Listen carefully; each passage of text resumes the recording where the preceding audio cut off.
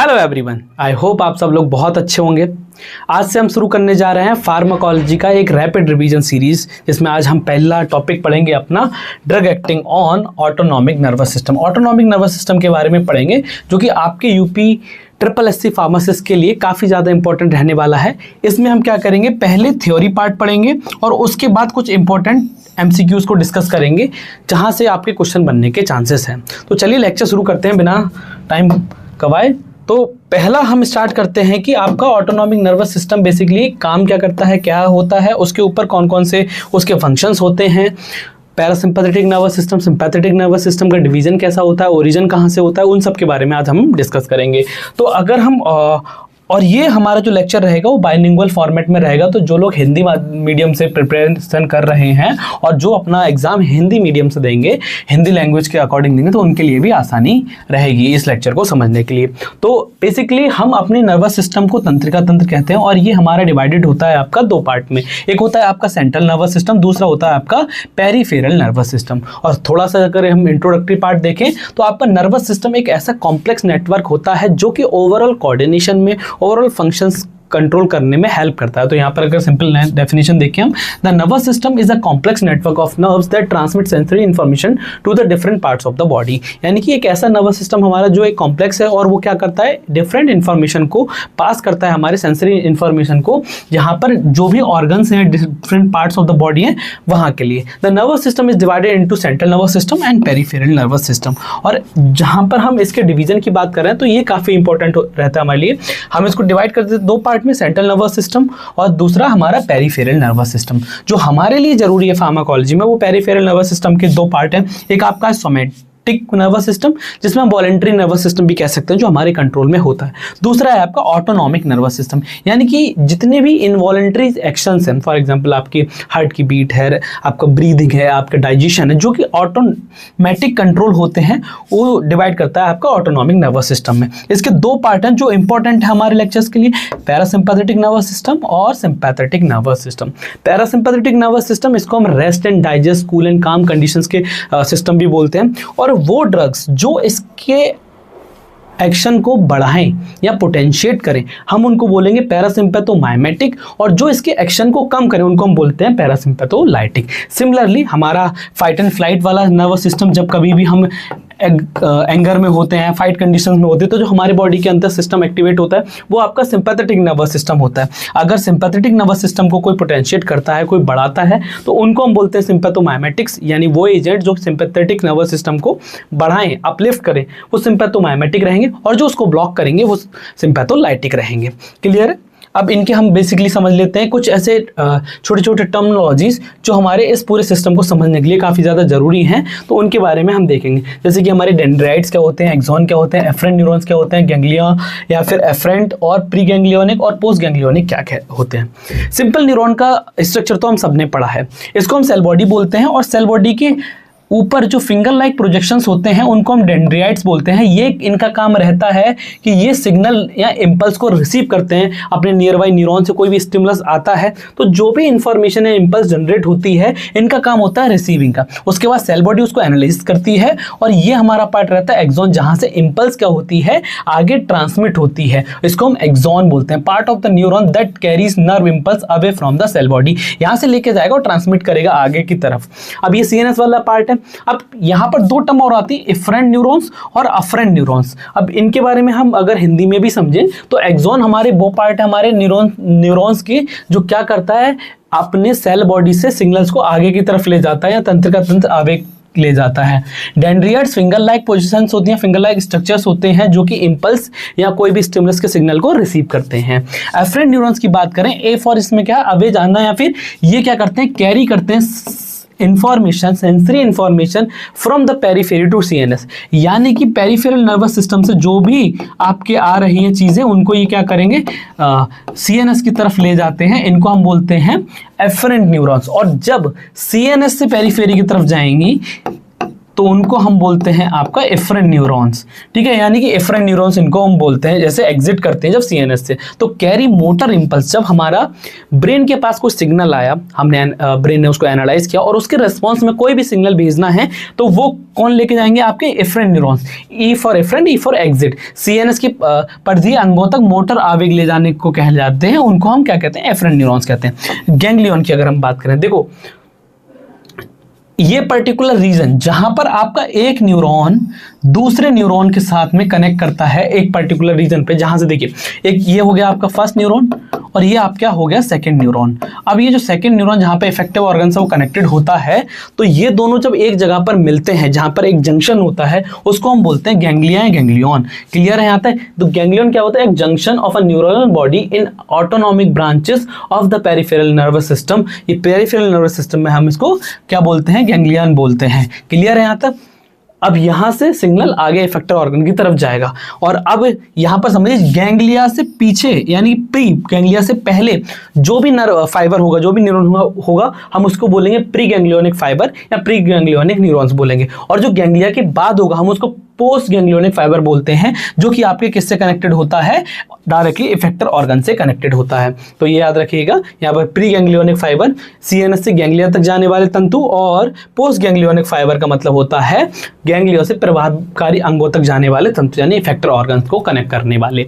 अब हम सिंपल सा समझ लेते हैं कि हमारा जो parasympathetic and sympathetic nervous system है वो आपका कैसे आपस में एक दूसरे के ऑपोजिट है। देखिए हम जहां पर समझते हैं पैरासिम्पैथेटिक नर्वस सिस्टम, इसको हम बोलते हैं रेस्ट एंड डाइजेस्ट वाली कंडीशन होती है। आप मस्त आराम से लेटे हैं, कोई टेंशन नहीं है, एकदम काम एंड कूल सिचुएशन में लेटे हैं, तो वहां पर आपका रेस्ट एंड डाइजेस्ट वाला सिस्टम, जिसको हम पैरासिम्पैथेटिक नर्वस सिस्टम बोलते हैं, वो एक्टिवेट हो जाता है और आपका डाइजेशन स्टार्ट होता है। हम डिफरेंट इफेक्ट्स भी अभी इसके देखेंगे कि अलग अलग ऑर्गन्स पर इसके क्या क्या इफेक्ट होते हैं जब कभी पैरासिम्पैथेटिक नर्वस सिस्टम एक्टिवेट होता है या फिर सिंपैथेटिक नर्वस सिस्टम एक्टिवेट होता है। और एक बात जो बहुत ज़्यादा इंपॉर्टेंट है, इन दोनों सिस्टम को जो रेगुलेट करता है वो रेगुलेट करता है हाइपोथैलेमस। तो ये याद रखिएगा, कभी क्वेश्चन इससे बनता है कि overall sympathetic and parasympathetic nervous system किसके द्वारा रेगुलेट किए जाते हैं, किस पर्टिकुलर ऑर्गन के द्वारा, किस पर्टिकुलर, तो आप उसका हाइपोथैलेमस से याद रखिएगा।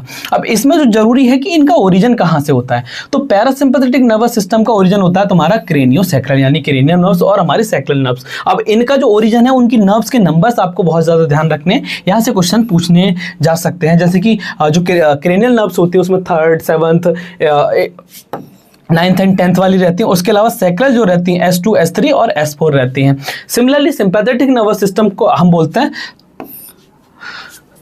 थोरैकोलम्बर, जहां से T2 L2 और L3 यहाँ पे रहते हैं, और इसको हम एक नाम से और जानते हैं, वो है आपका डोर्सोलम्बर, जो इसका ओरिजिन होता है। वो ड्रग जो इसको स्टिमुलेट करेंगे हम उनको सिंपैथोमाइमेटिक, जो इसको ब्लॉक करेंगे वो सिंपैथोलाइटिक। अब जो मैंने बताया कि यहाँ पर फाइट एंड फ्लाइट की कंडीशंस होती है और यहाँ रेस्ट एंड डाइजेस्ट या कूल एंड काम की कंडीशन देखने को हमको मिलती है। एक इंपॉर्टेंट बात और है कि पैरासिम्पैथेटिक नर्वस सिस्टम का जो प्राइमरी न्यूरॉन होता है उसकी लेंथ रिलेटेड भी कभी कभी क्वेश्चन पूछ ले जाते हैं। तो याद रखना कि जो प्राइमरी न्यूरॉन होता है, पहला न्यूरॉन होता है पैरासिम्पैथेटिक नर्वस सिस्टम में, तो पी फॉर पहले, यानी कि वो पहले प्री गैंग्लियोनिक उसका न्यूरॉन जो कैसा होगा उसकी लेंथ ज्यादा होगी, और जो पोस्ट न्यूरॉन होगा उसकी लेंथ शॉर्ट होगी। ऐसे ही सिंपैथेटिक नर्वस सिस्टम में जो आपका सीएनएस से पहला प्राइमरी या प्री गैंग्लियोनिक न्यूरॉन होगा, तो यहाँ पर एस फॉर शॉर्ट पहले होगा, तो पहला प्राइमरी न्यूरॉन की लेंथ शॉर्ट होगी, और गैंग्लिया के बाद जो सेकेंडरी न्यूरॉन होगा उसकी या पोस्ट गैंग्लियोनिक वाला न्यूरॉन्स होगा उसकी लेंथ ज्यादा होगी इफेक्टर ऑर्गन से डायरेक्ट कनेक्ट करते हुए। ठीक है, अब यही यहाँ पर हम बेसिकली डिस्कस कर रहे हैं कि जो आपका एएनएस है वो ऑटोनॉमिक सारी चीज़ों को कंट्रोल करता है। हिंदी में अगर हम देखें तो इसका कपाल त्रिक, क्रेनियोसैक्रल, ये नर्व्स रहती हैं हमारी। इसके अलावा मेन न्यूरोट्रांसमीटर, ये बहुत जरूरी है कि कौन से नर्वस सिस्टम का कौन कौन सा मेजर न्यूरोट्रांसमीटर होता है। तो जहां पर भी पैरासिम्पैथेटिक नर्वस सिस्टम की बात है वहां पर acetylcholine act as a major neurotransmitter. Similarly यहाँ पर sympathetic nervous system non adrenaline और एड्रेनलिन इनका मेजर न्यूरोट्रांसमीटर की तरह काम करते हैं। क्लियर है? अब यहाँ पर हमने जो ये देखा कि हमारा जो प्री गैंग्लियोनिक है वो लॉन्ग होता है और पोस्ट गैंग्लियोनिक फाइबर जो होता है वो स्मॉल होता है पैरासिम्पैथेटिक नर्वस सिस्टम में। सिमिलरली यहाँ पर प्री गैंग्लियोनिक न्यूरॉन जो होता है वो स्मॉलर साइज का है, छोटा होता है, पोस्ट गैंग्लियोनिक लंबा होता है न्यूरोट्रांसमीटर। मुख्य न्यूरोट्रांसमीटर यहाँ पे नॉन एड्रेनलिन होता है हमारे सिंपैथेटिक नर्वस सिस्टम में। क्लियर है? ये उसके आपके ओरिजिन का सिस्टम है कि कहाँ से क्रेनियल नर्व निकलती हैं। इनके नाम भी अगर आप याद रखना चाहें तो क्रेनियल नर्व थर्ड को हम ऑकुलोमोटर, क्रेनियल नर्व सेवंथ को हम फेशियल वगैरह बोलते हैं, क्रेनियल नर्व नाइन्थ को हम बोलते हैं ग्लोसोफेरेंजियल, और क्रेनियल नर्व 10th को बोलते हैं हम वेगस नर्व। जो मोस्ट इंपॉर्टेंट है यहाँ से अगर इनके नाम भी पूछ लिए जा सकते हैं तो याद रखना है। ऐसे सैक्रल आउटफ्लो होता है, S2 S3 S4 आते हैं, उसको थोरैकोलम्बर में डॉर्सोलम्बर भी बोला जाता है। यहाँ तक आपको समझ में आ गया होगा। और जो कंट्रोल होता है वो ओवरऑल हमारा हाइपोथैलेमस से कंट्रोल होता है। क्लियर है यहाँ तक? नेक्स्ट, अब यहाँ पर हमने बहुत सारे देखे कि इनका ट्रांसमिशन कैसे होता है। फॉर एग्जांपल एक ऐसी कंडीशन जहाँ पर आपके इन सब का न्यूरोट्रांसमीटर का ट्रांसफर होना है, सिंथेसिस होना है, रिलीज होना है, तो वो कैसे होगा। तो हमने तो समझ लिया कि सिंथेटिक हमारा जो होता है वो इसमें प्री गैंग्लियोनिक में एसिटाइल कोलिन होता है, यानी कि पहला जो रिलीज होगा आपके न्यूरॉन से वो आपका यहाँ पर एसिटाइल कोलिन रिलीज होगा पैरासिम्पैथेटिक नर्वस सिस्टम में, और दूसरा जो आपका न्यूरॉन होगा वहाँ पर भी वो अपना एसिटाइल कोलिन ही रिलीज करेगा पैरासिम्पैथेटिक नर्वस सिस्टम में। ठीक है, पैरासिम्पैथेटिक नर्वस सिस्टम में पहला एसिटाइल कोलिन होगा और दूसरा भी आपका एसिटाइल कोलिन होगा सेकेंडरी न्यूरॉन में या फिर पोस्ट गैंग्लियोनिक न्यूरॉन में। बट यहाँ पर जो सिंपैथेटिक डिवीजन है उसमें या तो नॉन एड्रेनलिन या एपिनेफ्रिन, जिसको हम एड्रेनलिन भी कहते हैं, वो रिलीज होता है at the effector organ for the action. Somatic nervous system देह तंत्र का होते हैं एसिटाइल कोलिन, और एसिटाइल कोलिन ही रिलीज होता है। यहाँ तक एक चीज और याद रखिएगा इंपॉर्टेंट, कि जहां पर सभी प्री गैंग्लियोनिक फाइबर्स में most of the time acetyl choline he release होता है, जितने भी आपके पैरासिम्पैथेटिक और सिंपैथेटिक नर्वस सिस्टम रहते हैं in the pre ganglionic site में बात कर रहा हूं। यहाँ पर ये तो हमने डिवीजन इनका देख लिया है। अब सबसे इंपॉर्टेंट बात ये आती है कि अलग अलग जब हम यहाँ पर पढ़ते हैं अपने सिंपैथेटिक नर्वस सिस्टम और पैरासिम्पैथेटिक नर्वस सिस्टम, दोनों एक दूसरे के ऑपोजिट होते हैं। अब इसको एक स्टोरी से हम सिंपल सा समझते हैं। पैरासिम्पैथेटिक नर्वस सिस्टम की कंडीशन आप इमेजिन कर सकते हैं रेस्ट एंड डाइजेस्ट। जब आप अपने कमरे में लेटे हैं, खा पी के आराम से बैठे हैं, तब आपका एक्टिवेट होता है पैरासिम्पैथेटिक नर्वस सिस्टम। अब उस कंडीशन में आप मुझे बताइएगा कि हार्ट जो है हमारा, उसका कैसा एक्शन होना चाहिए। आप ना तो भाग रहे हैं ना दौड़ रहे हैं, आराम से अपने कमरे में लेटे हुए हैं, आप कहीं पर ऐसी कंडीशन में खाना खाने के बाद या फिर आराम से बैठे हुए हैं, उस कंडीशन में आपका पैरासिम्पैथेटिक नर्वस सिस्टम एक्टिवेट होगा, तो आपकी ओवरऑल हार्ट का काम क्या होगा, हार्ट रेट स्लो हो जाएगी, कंडक्शन कम हो जाएगा, कार्डियक आउटपुट का और कम हो जाएगा, हृदय गति आपकी कम हो जाएगी, चालान कम हो जाएगा, कार्डियक आउटपुट ऑटोमेटिकली कम हो जाएगी। सिमिलरली एक ऐसी सिचुएशन इमेजिन कीजिए जहां पर आप फाइट एंड फ्लाइट की कंडीशन में आप दौड़ रहे हैं, या आपने कुछ सडन ऐसा कोई शेर देख लिया, कुछ भी देख लिया, उस पर्टिकुलर कंडीशन में आपके ब्रेन बॉडी के अंदर जो एक्टिवेट होगा वो होगा सिंपैथेटिक नर्वस सिस्टम। इस कंडीशन में आपकी हार्ट बीट तेज हो जाएगी, यानी हार्ट रेट बढ़ जाएगी, कंडक्शन बढ़ जाएगा, कार्डियक आउटपुट बढ़ जाएगा। तो ऐसी सिचुएशन देखने को मिलेगी एक दूसरे के ऑपोजिट। अगर हम ब्रोंकाई की बात करें, हमारे रेस्पिरेशन में क्या होगा, यहाँ पर ब्रोंको कॉन्स्ट्रिक्शन होगा, आपको बहुत ज़्यादा तेज सांस लेने की जरूरत नहीं है, नॉर्मल आराम से जितना भी रेस्पिरेशन हो रहा है वो नॉर्मल होगा। तो पैरासिम्पैथेटिक नर्वस सिस्टम में होता है आपका ब्रोंको कॉन्स्ट्रिक्शन, स्टिमुलेशन होगा। इसके अलावा यहाँ पर होगा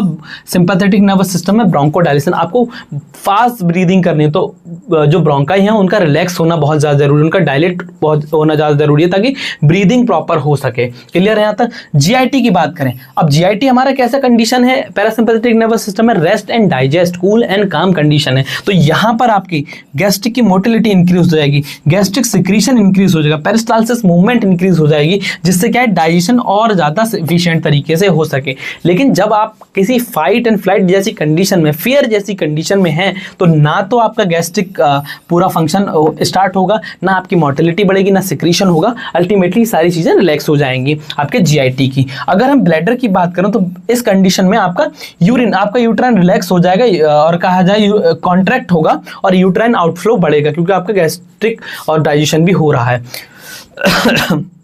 बट सिंपैथेटिक नर्वस सिस्टम में अगर हम बात करें तो यहाँ पर आपका यूट्राइन आउटफ्लो कम हो जाता है। कुछ सर्टेन कंडीशन में, फियर जैसी कंडीशन में जो आपका होता है वहाँ पर यूरिन जैसा सिक्रीशन हो जाता है, वो स्फिंक्टर की वजह से होता है। लेकिन मोस्ट ऑफ द कंडीशंस में मूत्र का बाहर निकलना सिंपैथेटिक नर्वस सिस्टम में डिक्रीज हो जाता है। आइस की अगर हम प्यूपल की बात करें तो हमको पैरासिम्पैथेटिक नर्वस सिस्टम में मायोसिस देखने को मिलेगी, यानी कि प्यूपल का कॉन्ट्रिक्शन देखने को मिलेगा, कॉन्स्ट्रिक्शन जब उसका होगा यानी कि पुतली का सिकुड़ना। लेकिन मिड्रियासिस कंडीशन हमें देखने को मिलेगी सिंपैथेटिक नर्वस सिस्टम में, यानी पुतली का फैलना, क्योंकि जितनी ज्यादा लाइट आपकी आइस के पास आ सकती है, आप ज्यादा से ज्यादा क्लियरली देख पाए कि आपके सामने कौन सा डेंजर है, कौन सी प्रॉब्लम हो सकती है। तो यहाँ पर क्या हो जाता है, सिंपैथेटिक नर्वस सिस्टम में आपको डायलेशन देखने को मिलता है अपने पीपल में। ग्लैंड्स की अगर हम बात करें तो पैरासिम्पैथेटिक नर्वस सिस्टम में आपका सिक्रीशन बढ़ जाता है, सिमिलरली सिंपैथेटिक नर्वस सिस्टम में ग्लैंड्स का सिक्रीशन जो है वो घट जाता है, यानी कि डिक्रीज हो जाता है। यही है अलग अलग कंडीशंस। एक हमारी है फाइट एंड फ्लाइट की कंडीशन जो है आपके सिंपैथेटिक नर्वस सिस्टम की, दूसरी है रेस्ट एंड डाइजेस्ट की जो हमने पढ़ा, हार्ट रेट बढ़ जाएगी। सिंपैथेटिक नर्वस सिस्टम में बहुत ज़्यादा आपको भागना है, दौड़ना है, कुछ ऐसे काम करने जहाँ पर बॉडी को एक्टिवेट होना है, और भी बहुत सारी चीज़ें होती हैं इसमें, जैसे कि आपकी जिनोलाइसिस होने लगेगी, क्योंकि आपको ग्लूकोज का अमाउंट चाहिए लीवर में, तो ग्लाइकोजिनोलाइसिस होने लगेगी, जिससे क्या ग्लूकोज का ब्रेकडाउन होने, ग्लाइकोजन से ग्लूकोज बनने लगेगा, आपकी बॉडी को एनर्जी की जरूरत है, तो लीवर पे ग्लाइकोजिनोलाइसिस होने लगेगी, ब्लड वेसल्स कॉन्स्ट्रिक्ट कर जाएंगे, पीपल डायलेट हो जाएगा, स्वेटिंग बढ़ जाएगी, ऐसी कंडीशन के अंदर ब्लैडर रिलैक्स हो जाएगा, यूरिन होल्ड हो जाएगा, ब्लड रिडायरेक्ट टू म्यूकस हो जाएगा, एड्रेनलिन रस होगा जिसकी वजह से एड्रेनल मेडुला से जीआईटी की मूवमेंट डिक्रीज हो जाएगी, डाइजेशन स्लो हो जाएगा, पीपल तो डायलेट हो ही रहा है, और ब्रोंकाई भी डायलेट हो जाएंगे, जिससे मोर ऑक्सीजन हम ले सकें in the sympathetic nervous system. इसका सेम ऑपोजिट यहां पर होगा, हार्ट रेट डिक्रीज हो जाएगी, आपकी जीआईटी मूवमेंट इंक्रीज हो जाएगी, पीपल कॉन्ट्रैक्ट कर जाएगा, ब्रोंकाई कॉन्ट्रैक्ट कर जाएंगी, जीआईटी मूवमेंट बढ़ जाएगी, गैस्ट्रिक जूस सिक्रीशन बढ़ जाएगा, ब्लैडर भी कॉन्ट्रैक्ट करेगा, सलाइवेशन एंड टीयर प्रोडक्शन बढ़ जाएगा, जितना भी सिक्रीशन है वो आपका पैरासिम्पैथेटिक नर्वस सिस्टम में बढ़ेगा, पीपल कॉन्ट्रैक्ट कर रहा है, और कंजर्व बॉडी एनर्जी, बॉडी क्या करेगी, एनर्जी को कंजर्व करने लगेगी, रिस्टोर करने लगेगी, क्योंकि इस कंडीशन में आपकी बॉडी को बहुत ज्यादा एनर्जी खर्च करने की जरूरत नहीं है। तो ये याद रखिएगा दोनों का सिस्टम। अब जो इंपॉर्टेंट है वो ये है, जहां पर सिर्फ और सिर्फ पैरासिम्पैथेटिक नर्वस सिस्टम का इनर्वेशन होता है, यानी कि सिर्फ और सिर्फ केवल अनुकंपी को हम बोलते हैं पैरासिम्पैथेटिक नर्वस सिस्टम या पैरासिम्पैथेटिक, और सहानुकंपी यानी कि ओनली सिंपैथेटिक नर्वस सिस्टम। ऐसे कुछ इनर्वेशन जहां पर सिर्फ और सिर्फ हमारा पैरासिम्पैथेटिक नर्वस सिस्टम वर्क करता है, और एक ऐसे कुछ हमारी बॉडी के ऑर्गन जहां पर सिर्फ और सिर्फ पैरासिम्पैथेटिक और एक जगह पर सिंपैथेटिक नर्वस सिस्टम वर्क करता है। तो इनका याद रखिए, पैरासिम्पैथेटिक जैसे सिलरी मसल्स, आंखों की सिलरी मसल्स में M3 रिसेप्टर होता है, जहां पर सिर्फ और सिर्फ पैरासिम्पैथेटिक नर्वस सिस्टम का क्या होता है, अभिप्रेरण यानी कि इनर्वेशन होता है। दूसरा है पैनक्रियाटिक ग्लैंड, अग्नाशय ग्रंथि, यहां पर आपका सिर्फ पैरासिम्पैथेटिक नर्वस सिस्टम, और गैस्ट्रिक ग्लैंड, जठर ग्रंथि इसको हम बोलते हैं, पाइलोरिक ग्लैंड, जहां पर सिर्फ और सिर्फ पैरासिम्पैथेटिक नर्वस सिस्टम का क्या होता है, अभिप्रेरण यानी कि इनर्वेशन होता है। जहां पर सिर्फ और सिर्फ सिंपैथेटिक नर्वस सिस्टम का वो है आपके स्वेट ग्लैंड यानी पसीना ग्रंथि, हेयर फॉलिकल्स बाल के रोम, और प्लीहा जिसको हम स्प्लीन बोलते हैं, तिल्ली बोलते हैं, और आपकी ब्लड वेसल्स। क्लियर है यहां तक, जहां पर सिर्फ और सिर्फ सिंपैथेटिक नर्वस सिस्टम का इनर्वेशन होता है। इसके अलावा सोमैटिक में हमारे इनका जो कितना ज़्यादा वाइड होते हैं वगैरह वगैरह करके ऑर्गन सप्लाई, सोमैटिक में आपका रहेंगे तो स्केलेटल मसल, ऑटोनॉमिक आपका ऑल अदर ऑर्गन्स में रहता है, distal most synapses within CNS और सीएनएस के ऊपर अंदर रहता है, और ऑटोनॉमिक नर्वस सिस्टम आपका सीएनएस के बाहर गैंग्लिया में भी पेरिफेरल में प्रेजेंट रहता है। सोमैटिक में आपके जितने भी एक्सोनल फाइबर्स होंगे, नर्व फाइबर्स होंगे, वो माइलिनेटेड होंगे, और यहाँ पर प्री माइलिनेटेड होता है, पोस्ट नॉन माइलिनेटेड होता है। पेरिफेरल प्लेक्सेस एब्सेंट रहते हैं सोमैटिक नर्वस सिस्टम में, वहाँ पर प्रेजेंट रहेंगे आपके ऑटोनॉमिक नर्वस सिस्टम में। प्राइमरी न्यूरोट्रांसमीटर एसिटाइलकोलिन रहता है सोमैटिक का भी, और ऑटोनॉमिक नर्वस सिस्टम में आपका एसिटाइलकोलिन प्लस नॉन एड्रेनालिन रहता है। नर्व सिक्रीशन इफेक्ट अगर नस के काट दिया जाए तो यहाँ पैरालिसिस देखने को मिलेगी, लेकिन वहाँ पर एक्टिविटी मेंटेन हो जाती है ऑटोनॉमिक नर्वस सिस्टम में।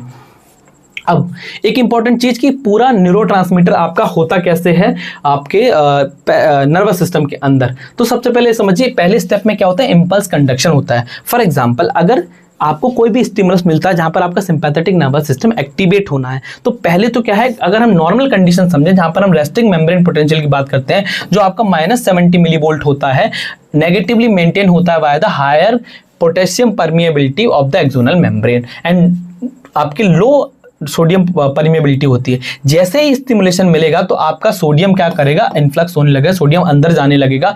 जैसे ही इसका ओवरशूट होगा 20 मिलीवोल्ट तक इसका इनसाइड का पोटेंशियल पहुंचेगा तो क्या होगा, सोडियम पोटेशियम पंप एक्टिवेट हो जाएगा और इसको रिपोलराइज करेगा, यानी कि पोटेशियम बाहर निकलने लगेगा, जिससे क्या नॉर्मलाइज करी जा सके कंडीशन के लिए। एक्शन पोटेंशियल जनरेट होगा तो लोकल सर्किट आपके एक्टिवेट हो जाएंगे विदाउट एक्शन पोटेंशियल डिक्रीज। और लास्ट में आपका ट्रांसमिशन होना है तो कैल्शियम की एंट्री होगी जहां पर आपके वेसाइकल्स के अंदर न्यूरोट्रांसमीटर प्रेजेंट हैं। तो जैसे ही कैल्शियम का इन्फ्लक्स होगा वेसाइकल्स क्या होंगे, रप्चर होंगे और एक्सोसाइटोसिस के थ्रू आपका न्यूरोट्रांसमीटर रिलीज हो जाएगा। फॉर एग्जांपल कोई भी इंपल्स आई, इंपल्स आने के बाद सडन आपका क्या होगा, सोडियम के इन्फ्लक्स होगा। सोडियम का इन्फ्लक्स होगा, हम उसको बोलते हैं डीपोलराइजेशन। जब वो ओवरशूट करेगा आपके एक्शन पोटेंशियल को 20 मिली वोल्ट के आसपास पहुंच जाएगा आपका, देन आपका सोडियम पोटेशियम चैनल एक्टिवेट होंगे और पोटेशियम बाहर निकलने लगेगा ताकि इसको मेम्ब्रेन को स्टेबलाइज किया जा सके। जैसे ही आपका ये स्टेप होगा, ट्रांसमीटर स्टोर जो रहेगा साइनेप्टिक वेसिकल्स में, कैल्शियम की एंट्री होगी और कैल्शियम क्या करेगा, इन वेसिकल्स को रप्चर कर देगा और एक्सोसाइटोसिस के थ्रू आपका न्यूरोट्रांसमीटर रिलीज होगा। और साइनेप्टिक क्लेफ्ट के बाद ये आपका बाइंड करेगा आपका रिसेप्टर के थ्रू और कोई भी एक्शन प्रोड्यूस करेगा। ये सिंपल सा आपका न्यूरोहेमोरल ट्रांसमिशन का स्टेप होता है। अब दो तरह से एक्शन होता है, आइदर एक तो एक्साइटेटरी पोस्ट साइनेप्टिक पोटेंशियल होगा या फिर इनहिबिटरी पोस्ट साइनेप्टिक पोटेंशियल होगा। सिंपल लैंग्वेज में समझते हैं, आपका न्यूरोट्रांसमीटर किस नेचर का है, क्या वो एक्साइटेशन कॉज कर रहा है after binding with the post synaptic junction, activity क्या रहेगी उसकी। तो यहां पर हमारे जो आयंस इन्वॉल्व होंगे वो रहेंगे sodium and calcium influx, fast and slow channels के थ्रू डिपोलराइजेशन होगा बाय कैल्शियम इन्फ्लक्स। और रिजल्ट क्या है, इसमें सुपर थ्रेशोल्ड देखने को मिलेगा, यानी एक्साइटेटरी एक्शन हमको देखने को मिलेगा। अगर हम आईपीएसपी की बात करें, अगर आपका न्यूरोट्रांसमीटर इनहिबिटरी नेचर का है तो यहां पर क्या होगा, परमिएबिलिटी बढ़ जाएगी आपकी क्लोराइड आयन की, यानी कि इनहिबिटरी इफेक्ट आपको देखने को मिलेगा और इस कंडीशन में हाइपरपोलराइजेशन की स्टेट देखने को मिलेगी। तो ईपीएसपी और आईपीएसपी का कॉन्सेप्ट याद रखिएगा।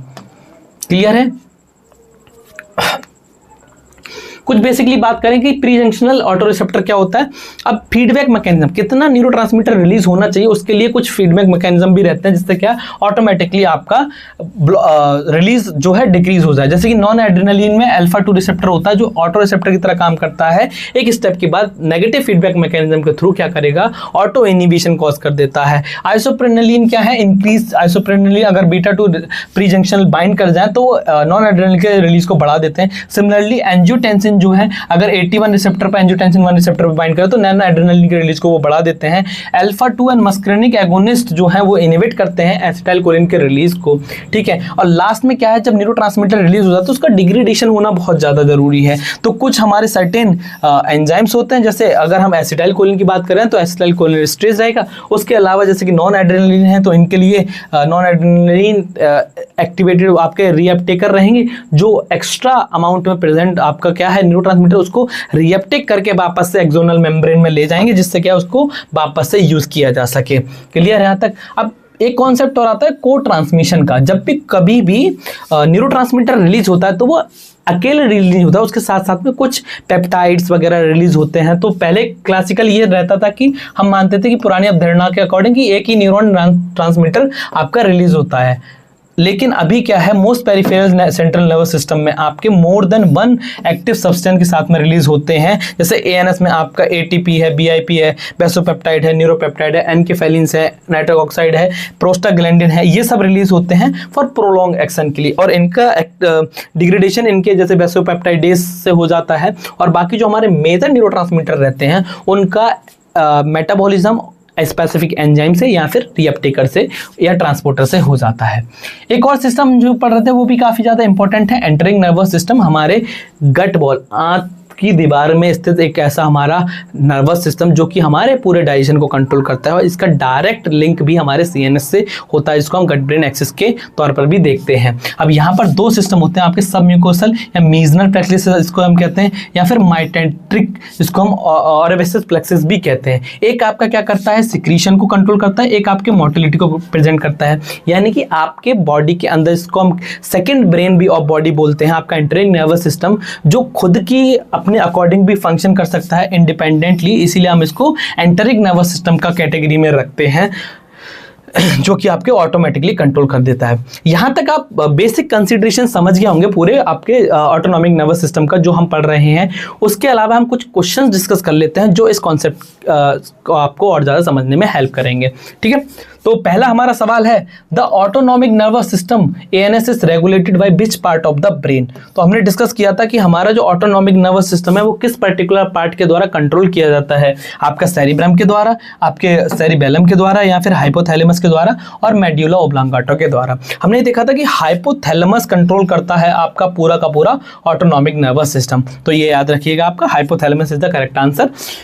ANS is maintained by the automatically by regulated by hypothalamus। Hypothalamus इसको नियंत्रित करता है जो कि आपके पूरे ANS को कंट्रोल करता है। दूसरा सवाल हम देख लेते हैं, which neurotransmitter release by all pre ganglionic fiber. Parasympathetic division, sympathetic division में कौन सा प्री गैंग्लियोनिक यानी कि जो पहला हमारा न्यूरॉन था उससे कौन सा आपका न्यूरोट्रांसमीटर रिलीज होता है गैंग्लिया से पहले, acetyl choline, non adrenaline, dopamine या फिर सेरोटोनिन। तो हमने पढ़ा था यहाँ पर कि एसिटाइल कोलिन आपका प्री गैंग्लियोनिक फाइबर से मेनली ये रिलीज होता है, जितने भी आपके ऑल प्री गैंग्लियोनिक फाइबर्स हैं। तो इसको याद रखिएगा, काफी ज्यादा इंपॉर्टेंट है। करेक्ट ऑप्शन आपका सी हो जाएगा, acetylcholine is the correct option. आपका both sympathetic and parasympathetic nerve fiber से प्री गैंग्लियोनिकली रिलीज किया जाता है। थर्ड सवाल देख लेते हैं हम, the main neurotransmitter at sympathetic post ganglionic fiber. ध्यान से सुनिए, सिंपैथेटिक नर्वस सिस्टम के पोस्ट गैंग्लियोनिक फाइबर में जो मेजर न्यूरोट्रांसमीटर है वो कौन सा है आपका, एसिटाइल कोलिन है, नॉन एड्रेनलिन एपिनेफ्रिन है, या डोपामाइन है, या फिर गावा है। डोपामाइन और गावा तो हमने देखे थे। एसिटाइल कोलिन आपका पैरासिम्पैथेटिक का मेजर न्यूरोट्रांसमीटर है, लेकिन सिंपैथेटिक डिवीजन में आपका नॉन एड्रेनलिन और epinephrine is the major transmitter in the post ganglionic fiber. तो option number B is your correct answer. Non adrenaline and आपका एड्रेनलिन रिलीज होता है आपका सिंपैथेटिक डिवीजन से। क्वेश्चन नंबर 4 देख लेते हैं, which of the following organs has only parasympathetic innervation. निम्नलिखित में से किस अंग में केवल अनुकंपी या पैरासिम्पैथेटिक अभिप्रेरण होती है। हमने पढ़ा था ना, कौन सा सिर्फ स्पेसिफिकली, जब कहीं पर भी स्पेसिफिक वर्ड आ जाए तो वो आपके लिए ऑलरेडी इंपॉर्टेंट हो जाता है। तो स्वेट ग्लैंड सिंपैथेटिक में होता है, स्प्लीन आपके सिंपैथेटिक में होता है, ब्लड वेसल आपके सिंपैथेटिक में होता है। हमने पैरासिम्पैथेटिक नर्वस सिस्टम में देखा था कि सिलरी मसल्स, जो आंख की सिलरी मांसपेशीज थी, उनमें आपका पैरासिम्पैथेटिक नर्वस सिस्टम का स्पेसिफिक इनर्वेशन था। तो सिलरी मसल्स में, हमारा पैनक्रियाटिक ग्लैंड्स में, गैस्ट्रिक ग्लैंड में सिर्फ और सिर्फ पैरासिम्पैथेटिक नर्वस सिस्टम का इनर्वेशन होता है, यानी कि अनुकंपी नर्वस सिस्टम का। क्वेश्चन नंबर 5 देख लेते हैं, sympathetic stimulation cause which effect of the people. Sympathetic stimulation से हमारी आई के पीपल पर क्या इफेक्ट पड़ता है, ये मायोसिस करता है, नो इफेक्ट, या फिर लैक्राइमेशन करता है, या मिड्रासिस करता है। सिंपैथेटिक नर्वस सिस्टम जहां पर आपकी फाइट एंड फ्लाइट जैसी कंडीशन एक्टिवेट हो रही है, वहां पर आंखों के पीपल का साइज इंक्रीज होता है, यानी कि आपकी मिड्रासिस की कंडीशन देखने को मिलेगी। ज़्यादा से ज़्यादा हम प्रॉपर देख पाएँ, फोकस कर पाएँ, ज़्यादा से ज़्यादा लाइट हमारी आइज में जा पाए, इसलिए पीपल का डायलेशन हो जाता है, यानी पीपल फैल जाता है इस कंडीशन में। 5th क्वेश्चन देख लेते हैं, जहाँ पर हमारा जो करेक्ट आंसर है वो आपका मिड्रासिस रहेगा। क्वेश्चन नंबर 6 बहुत ही इजी, रेस्ट एंड डाइजेस्ट, और इसकी जगह पर अगर काम एंड कूल भी लिखा हो तो आपका ऑप्शन आपको याद होना चाहिए, हमारा पैरासिम्पैथेटिक नर्वस सिस्टम होगा, जहां पर ये कंडीशन देखने को मिलती है। ठीक है, क्वेश्चन नंबर 7 देख लेते हैं, in parasympathetic nervous system pre ganglionic fiber are. Parasympathetic nervous system में प्री गैंग्लियोनिक फाइबर्स की लेंथ की बात कर रहे हैं, and post ganglionic fiber are, ये लॉन्ग और शॉर्ट थे, या फिर आपके बोथ थे, या फिर बोथ शॉर्ट थे, या शॉर्ट एंड लॉन्ग थे। तो जहां पर हमने पढ़ा था पी, पहले क्या होगा हमारा, पी से पहले हमारा लॉन्ग होता है, हमने देखा था। तो option number A is the correct answer. और इसका ऑपोजिट, सिंपैथेटिक में पहला आपका शॉर्ट होता है और उसके बाद वो लॉन्ग होता है, आपका न्यूरोनल फाइबर या न्यूरॉन फाइबर हम उसको कह सकते हैं।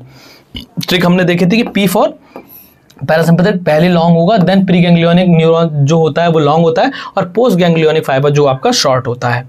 ठीक है, एसिटाइल कोलिनेस्ट्रेज जिसकी हम बात कर रहे हैं, एंजाइम इज रिस्पॉन्सिबल फॉर, जब न्यूरोट्रांसमीटर का रिलीज हो जाता है और वो उसके बाद उसका डिग्रेडेशन होना बहुत ज़्यादा जरूरी होता है। तो जैसे एसिटाइल कोलिन रिलीज होता है तो एसिटाइल कोलिनेस्ट्रेज, इसके पीछे एंजाइम एज लगा है, ये एंजाइम है, तो ये क्या करेगा, हाइड्रोलिसिस करेगा, यानी कि ब्रेक डाउन करेगा आपके एसिटाइल कोलिन का। तो option number B is the correct answer. ठीक है, तो ये आपका हाइड्रोलाइज कर देता है, यानी कि मेटाबोलाइज कर देता है आपके एसिटाइल कोलिन को। तो ये आप याद रखिएगा। नेक्स्ट हम बात कर लेते हैं, which of the following is the true about the sympathetic nervous system. कौन सा ऑप्शन आपका सहानुकंपी तंत्रिका तंत्र के बारे में सही है, जिसमें कहा जाए इनका ओरिजिन क्रेनियोसैक्रल होता है, prepares body for fight and flight, sympathetic nervous system की हम बात कर रहे हैं तो, या फिर मेन न्यूरोट्रांसमीटर एसिटाइल कोलिन होता है, बिल्कुल गलत, या फिर गैंग्लिया नियर द ऑर्गेनिज्म में नहीं होता, और ना ही इनका ओरिजिन क्रेनियोसैक्रल होता है, इसका डॉर्सोलंबर हमने पढ़ा था। तो ये सिंपैथेटिक नर्वस सिस्टम बॉडी को फाइट एंड फ्लाइट की कंडीशंस के लिए रेडी करते हैं। तो आपका option number C is the correct option, fight and flight की कंडीशंस के लिए रेगुलेट करता है। और ये इसमें क्या होता है, ओरिजिन इसका डॉर्सोलंबर होता है, गैंग्लिया इसका अवे होता है क्योंकि इसका क्या होता है, प्री गैंग्लियोनिक शॉर्ट होता है, और इसका मेन न्यूरोट्रांसमीटर नॉन एड्रेनलिन होता है, और प्री गैंग्लियोनिक आपका शॉर्ट होता है। लास्ट क्वेश्चन हम देख लेते हैं, नॉर एपिनेफ्रिन ट्रांसपोर्टर NAT, जिसके बारे में हमने देखा था, इज इन्वॉल्व इन, किस में काम करता है। तो ये रिलीज कराता है नॉन एड्रेनलिन का, सिंथेसिस कराता है नॉन एड्रेनलिन की, या फिर रीअपटेक कराता है। एक्सेस अमाउंट में जब नॉन एड्रेनलिन रिलीज हो जाता है तो ये वापस से एक्सोनल मेम्ब्रेन में पहुंचा देता है आपका नॉन एड्रेनलिन को, ताकि वो वापस से यूज हो सके। तो एज अ रीअपटेक ट्रकर की तरह काम करता है, रीअपटेकर की तरह। तो option number B is the correct answer, यानी कि नॉन एपिनेफ्रिन आपका क्या करता है, रीअपटेकर की तरह काम करता है, responsible for reuptake of non adrenaline from the synaptic cleft back to the neuron, this call termination of the non adrenaline. Clear है यहाँ तक? आई होप आपको ये लेक्चर पसंद आया होगा, समझ में आया होगा। इससे रिलेटेड कोई भी सवाल तो आप पूछ सकते हैं। इसी तरह की लेक्चर सीरीज हम स्टार्ट कर रहे हैं। आज हमारा पहला टॉपिक था ANS का, इसके बाद हम लेक्चर 2 में देखेंगे आपका सिंपैथेटिक पैरासिम्पैथेटिक नर्वस सिस्टम के बारे में बेसिक इंट्रोडक्शन, उसके रिसेप्टर, फिर हम parasympathetic nervous system parasympathomimetic drugs के बारे में देखेंगे, उनकी प्रोटोटाइप ड्रग, वहाँ से क्या इंपॉर्टेंट क्वेश्चन बन सकते हैं, और उसके बाद में हम लास्ट में क्या करेंगे, उससे रिलेटेड MCQs डिस्कस करेंगे। Thank you for watching this video. जुड़े रहिए हमारे साथ, हम आपकी UPSC फार्मासिस्ट में फार्माकोलॉजी की सीरीज को रेगुलर बेसिस पर अपडेट करते रहेंगे और स्टार्ट करेंगे। Thank you.